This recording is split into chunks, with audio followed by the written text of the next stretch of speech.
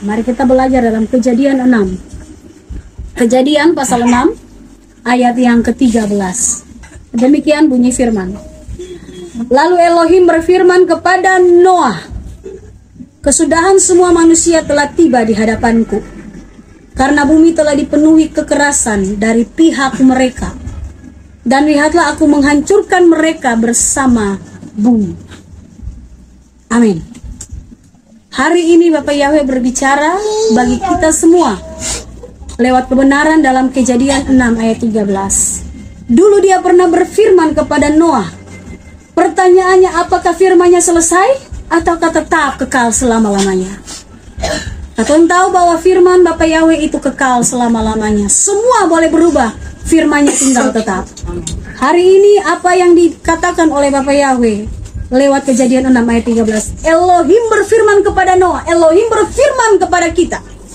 Kesudahan semua manusia telah tiba di hadapanku. Ada waktunya semua manusia punya kesudahan selesai. Kalau berbicara tentang kematian, itu waktu Tuhan pribadi lepas pribadi. Tapi kesudahan seluruhnya atas muka bumi itu nubuatan bagi kita semua yang mendiami bumi di akhir zaman. Elohim berfirman kepada Noah, bagi kita semua saat ini yang sudah mendengar, kesudahan manusia telah tiba di hadapanku, karena bumi telah dipenuhi kekerasan dari pihak mereka. Pertanyaannya, mereka ini siapa? Mereka yang dimaksud ini adalah Nefilim zaman Nuh. Nefilim itu manusia raksasa-raksasa yang dibunuh dengan air bah yang ditatangkan zaman Noah. Nah, kenapa Nefilim ini bisa hadir? Nefilim ini berasal dari perkawinan campuran antara malaikat pengawas dan anak-anak Adam. Anak-anak Adam itu maksudnya kita, turunan manusia. Adam itu kan manusia. Makanya Yesua dibilang Adam kedua, anak manusia. Itu dia, dari kata Adam. Nah, Nefilim ini dalam bahasa Ibrani, kalau diterjemahkan dalam bahasa Indonesia adalah raksasa. Berhati-hatilah. Ini pesan. Ingat, jangan sampai anak-anak muda yang lagi terlena dengan cinta dan rasa suka satu dengan yang lain. Jangan sampai yang engkau suka itu bukan anak Adam, turunan Adam, tapi Nefilim. Sama dengan Nahas kan? Dia mau kawin dengan Adam, tapi Hawa dimunculkan, makanya dia kasih jatuh Hawa kamulah, supaya turunannya hancur. Jadi hati-hati anak-anak muda, hai semua laki-laki dan perempuan dalam Yahweh El Gibon, kehilat Yahweh El Gibon. Jangan sampai engkau lagi disuka sama Nefilim, maka turunanmu akan hancur. Tahu Nefilim? Mereka sudah tercemar. Tahu yang sudah tercemar? Betul pakai kata kiasan yang sudah menerima tanda itu, dia bagian dari orang-orang yang tidak terpilih. Bersukacitalah yang sudah dia mau bayar dengan apa. Jangan mendukacitakan roh Bapak Yahweh. Ingat, dia tidak selamanya akan hidup di dalam kita. Waktunya dia akan kembali kepada Bapa. Kalau yang sudah melakukan hal yang salah bertobat dan jangan kembali lagi. Kita lanjut di Kejadian 7 ayat yang pertama. Kemudian Yahweh berfirman kepada Nuh, masuklah ke dalam bahtera itu, engkau dan seisi rumahmu, karena engkaulah yang kulihat benar di hadapanku dalam generasi ini. Hanya Noah sekeluarga yang dilihat Bapa Yahweh itu benar. Ingat, yang menilai kita untuk benar itu bukan manusia. Sekalipun banyak orang yang menjatuhkan kita, kadang kita juga naik turun dalam menjadi pelaku firman. Tapi tidak ada yang bisa menghakimi kita dengan menyatakan kita sudah bersalah selain Bapa Yahweh sendiri. Dia yang memandang dari samain kita layak atau tidak layak. Seperti apa yang difirmankan dalam Kejadian 7 ayat 1, Bapa Yahweh memandang Noah dalam generasinya dia, hanya dia sendiri yang hidupnya benar. Biarlah pandangan Bapa Yahweh kepada Noah juga tertuju pada kita saat ini. Hanya kita yang dilihat dalam generasi ini adalah benar. Benar dari cara penyembahan, benar dari pelaku firman, benar dari cara fikir, benar karena sikap hati, benar dari tutur kata, dan benar dalam melangkah untuk menjadi pelaku firman. Hari-hari ini hari-hari penentuan bagi kita. Mau terus dengan dunia pun enak, ataukah memilih untuk jalan yang sempit menuju kepada kehidupan kekal. Ketahuilah, Bapa Yahweh punya keputusan sampai pada waktunya. Kalau kita tidak dengar-dengaran, dia pun kasih tinggal. Bukan yang berseru-seru, tapi yang melakukan. Hari di mana sebelum air bah yang melakukan cuma Noah. Dari Noah, istri, anak-anaknya, menantunya diselamatkan. Kalau hari ini kita yang dipanggil duluan, tetaplah bersikap dalam kebenaran.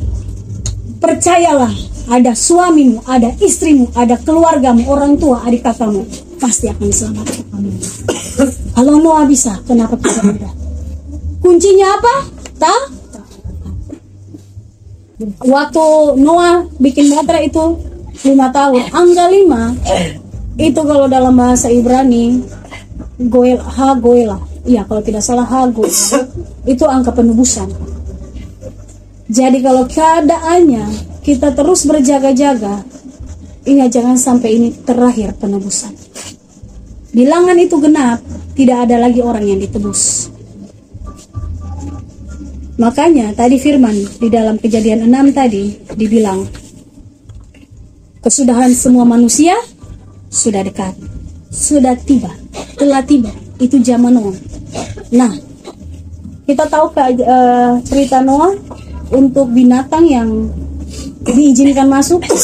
Tahu sih Bapak Ibu, Noah itu disuruh, bukan Noah yang mau ya. Bapak Yahweh cuma berfirman, buat satu batra harus dari kayu gofir. Yang tentukan Bapak Yahweh, bukan Noah. Panjangnya sehasta, lebarnya sehasta, tingginya sehasta, buat dia bertingkat-tingkat, pintunya cuma satu, begini, begitu, dan sebagainya. Itu keputusan Bapak Yahweh. Bagaimana dengan kita? Hai anak-anak muda, jagalah hidupmu dalam masa keremajaanmu, dalam masa mudamu dengan takut akan Tuhan sesuai kebenaran firman.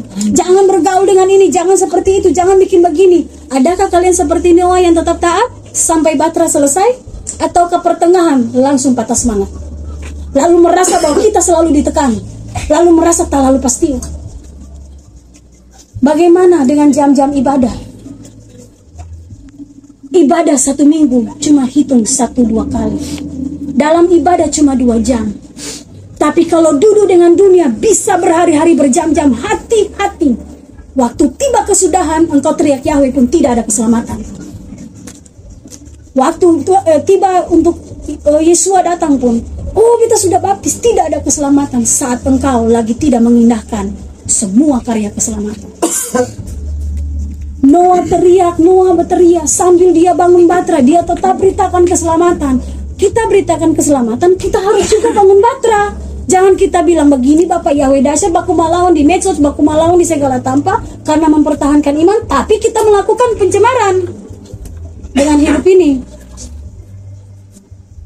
Akhirnya bahtera saya siap, hujan datang sama-sama anyuh.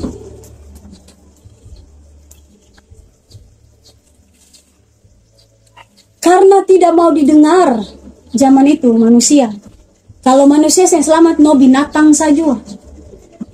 Visi misi Bapak Yahweh keselamatan tiba, tetap tiba.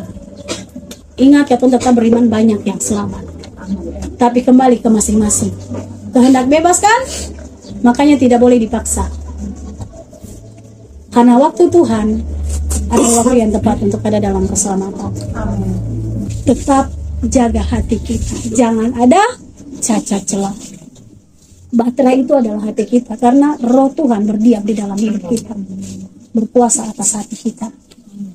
Apapun kondisinya, jangan pernah kita terpancing membalas kejahatan dengan kejahatan. Jangan terpancing Bapak Ibu, apapun kondisi kita diproses, tetap jadi pelaku firman. Tidak akan pernah sia-sia. Sebelum segala sesuatu berakhir, kalau tidak taat, tidak penundukkan diri, mohon maaf, engkau tidak masuk bahtera. Bunuh diri banyak hal. 9 buah roh, terakhir penguasaan diri. Kalau sampai 9 katong bikin, berarti 8 ke atas katong bikin. Makanya terakhir penguasaan diri. Kuasailah dirimu dari hawa nafsu, percabulan, pesta pora, mabuk-mabukan, miras, judi, apalagi bersinah, dan semua hal-hal yang dunia tawarkan. Kuasailah dirimu di hari-hari terakhir. Tuhan tidak kasih tinggal kita sendiri loh. Ada roh Tuhan yang memampukan kita untuk menguasai diri. Jaga hati, jaga sikap kita. Jangan terlena dan jangan lelah menjadi pelaku firman. Tuhan hanya mencari penyembah yang benar, yang menyembah dalam roh dan kebenaran. Matius 24 ayat 37. Dan sebagaimana pada zamanmu, demikian pula lah kedatangan anak manusia akan terjadi. Kira-kira apa yang sama? Sama Noah dengan zaman menjelang kedatangan anak manusia. Dalam Matius 24:37 menyatakan, apa yang terjadi sama Noah akan sama dengan menjelang kedatangan anak manusia. Kondisinya sama. Kondisinya sama. Ketemu lihat di pasal yang di ayat yang ke-38 dari Matius 24. Sebab sebagaimana mereka hidup pada hari-hari sebelum air bah, makan dan minum, kawin dan dikawini, sampai pada hari Noah masuk ke dalam bahtera, dan mereka tidak menyadari sampai air bah itu datang dan melenyapkan semuanya. Demikianlah pula lah kedatangan anak manusia akan terjadi. Kondisinya tetap sama. Sebelum air bah, orang kawin banyak.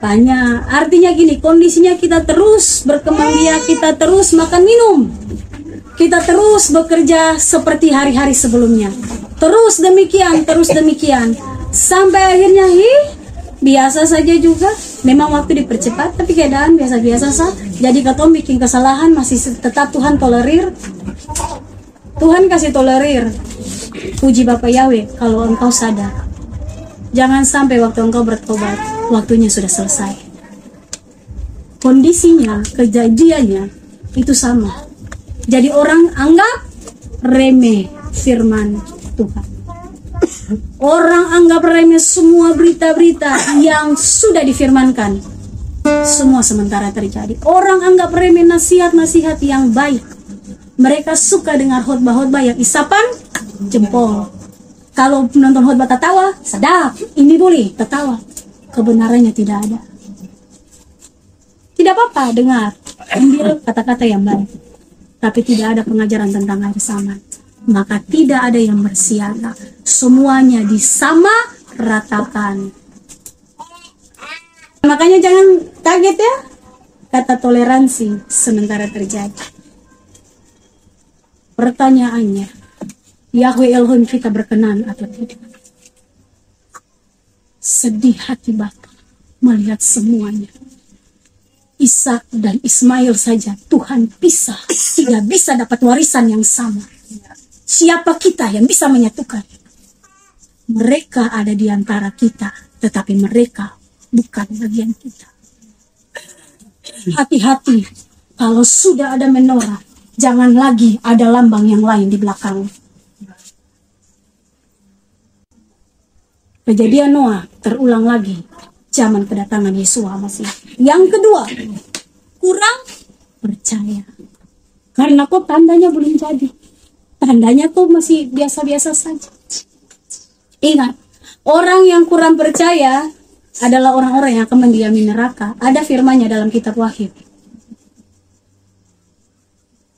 Yang ketiga, semua merasa damai, aman, tenang saja. Semua merasa biasa-biasa saja. Kita mau bilang tidak akan ada lagi tanda yang akan Tuhan berikan bagi kita, karena firman sangat jelas.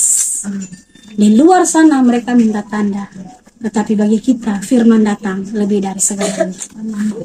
Katong punya kondisi hanya berjaga-jaga, karena tanda katong sudah mengerti, sudah sisa waktu sedikit. Yesus berkorban, dia tidak hitung waktu, dia tidak hitung segalanya, dia serahkan darah dan tubuhnya hancur. 1 Tesalonika 5 ayat 3. Sebab ketika mereka mengatakan damai dan aman, maka tiba-tiba kebinasaan datang atas mereka. Sama seperti rasa sakit bersalin pada wanita yang sedang mengandung, dan mereka sama sekali tidak bisa luput. Hari ini kita dicelikan, jangan lagi kita mau dibutakan. Pekalah terhadap semua yang datang. Makanya jangan sampai Nefilim itu datang dalam rupa manusia, perempuan dan laki-laki, akhirnya jatuh cinta, bersinah di hadapan Tuhan.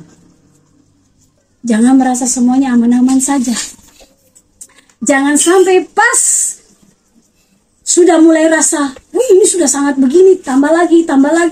Di tahun-tahun mendatang baru kita bersiaga. Mari kita mau bilang jangan sampai terlambat. Berjaga-jaga itu dari sekarang. Sekarang ini kita sebangun batra. Jangan lagi minta tanda, karena firman datang dengan jelas. Taatlah sampai mujizat itu terjadi. Taatlah sampai Yesus datang kali kedua. Taatlah sampai mahkota kemuliaan disematkan di kepala. Karena taat dan setia akan membawa kita sampai kepada tahap Yesus menjemput kita. Amin. Berjaga-jagalah, bersiagalah anak-anak muda, yang laki-laki dan perempuan. Jangan sampai karena kondisi, keadaan, masa muda, keadaan untuk cari uang, keadaan bekerja, keadaan senang-senang, keadaan dalam setiap hal yang nanti bisa membuat engkau tidak taat dengan setia.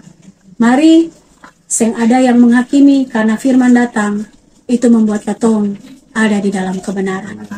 Dimedarkanlah kita semua yang bukan hanya mendengar, tapi menjadi pelaku firman. Bapak Yahweh memberkati.